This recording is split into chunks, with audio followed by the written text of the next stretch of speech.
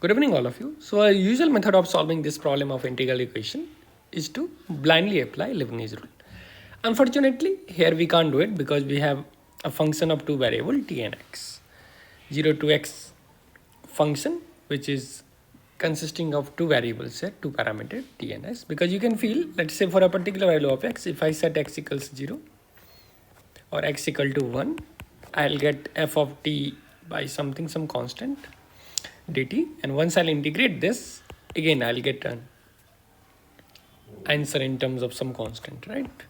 So I can fix t every time, or I can fix x every time, and we can do this integration, and we'll get just an algebraic equations, at least in mechanism.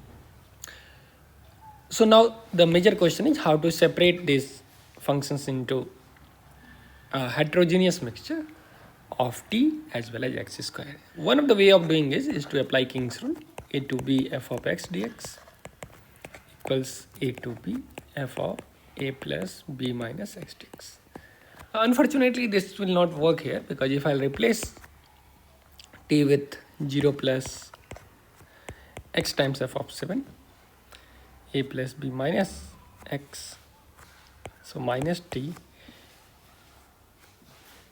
that will not work, because that times x square by f of 7, f of that will still not be yelled out.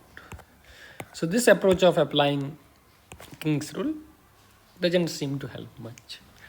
So let's try what we can do next. The other way of doing will be to apply and use generalized Leibniz rule. But since that's not within the scope of JEE syllabus, so let's see how we can manage this differently. So now the entire problem is coming out of this expression. So why not to take that expression as some unknown? So let's make a substitution, tx square by f of 7 as u, right?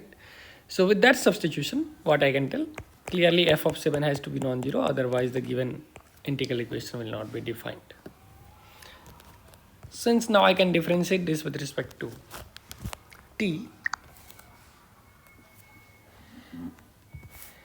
and with this substitution we can simply tell that tx square equals u times f of 7, and with respect to t, if I'll differentiate, I'll get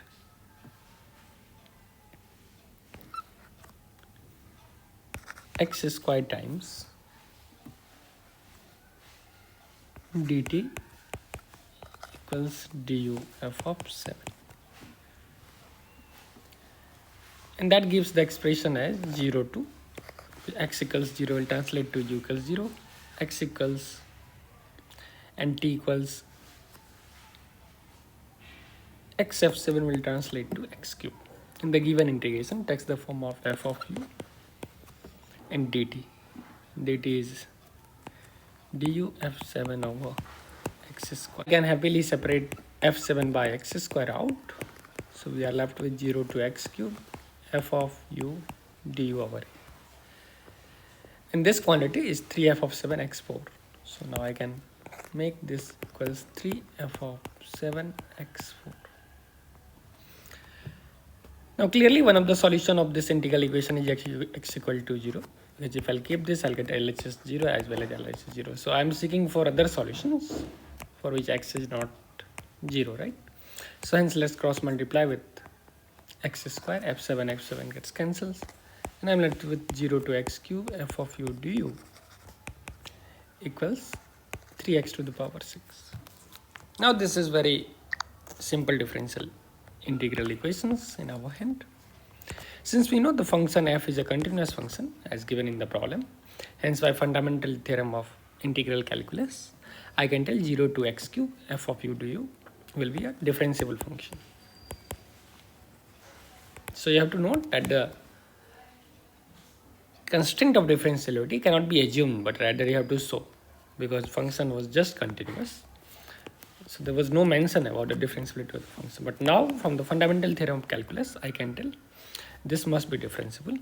Moreover, 3x6 is differentiable. So that also shows the compatibility of the statement I made.